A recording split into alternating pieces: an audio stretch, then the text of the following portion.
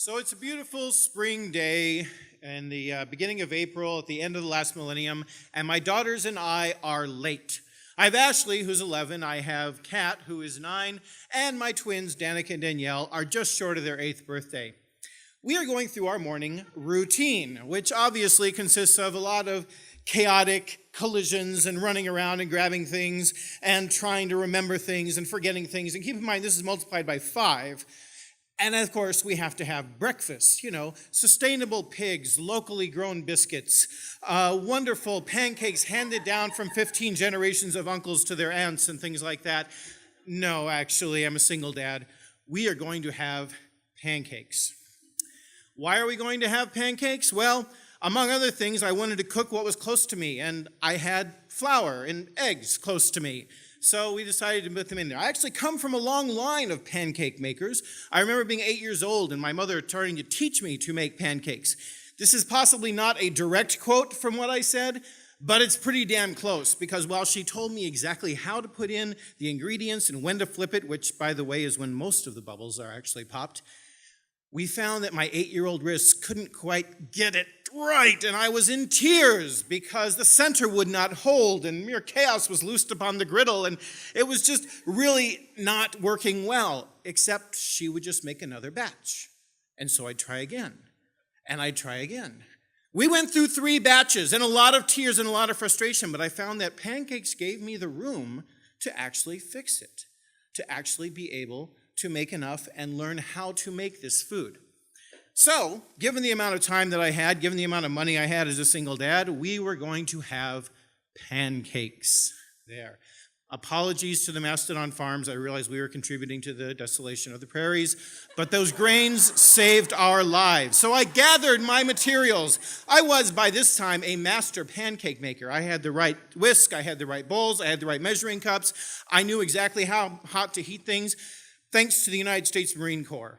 Why? Because when I was released from the Marine Corps, and apologies to the Jalak family, this is exactly what the guy said, I had no real skills as an anti-tank assault guided missile man that were actually valid in Madison, except I knew how to flip pancakes. So I ended up at a Denny's for 1.5 years, feeding my children, sheltering my children by learning how to flip pancakes. And let me tell you, there's no better job for an adrenaline junkie than to have 15 orders at 3 a.m. from drunk people and serve them all perfectly, a spatula in each hand, flipping those golden things in perfection.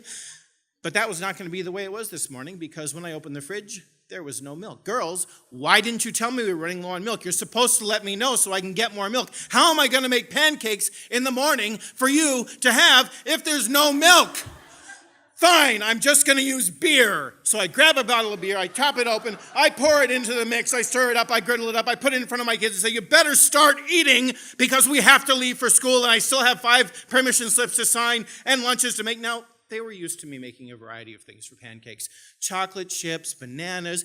When I dated a vegan woman, we put in orange juice and applesauce instead of milk and eggs, because you can do that. Did you know that? But they had never seen me do beer. But then again, they were also pretty sure that they'd better eat that pancake. So they started eating, and I'm sorry, Daddy, I'll tell you that the milk is ready next time. I promise. They ate the whole thing.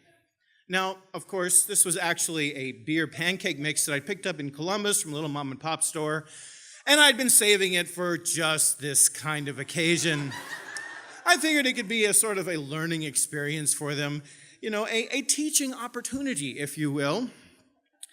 Maybe it was learning that it was important to try new things, like we've all learned tonight. Maybe it was learning to be prepared. Maybe it was learning to eat the things that Daddy puts in front of you, because they will taste good no matter how strange they are.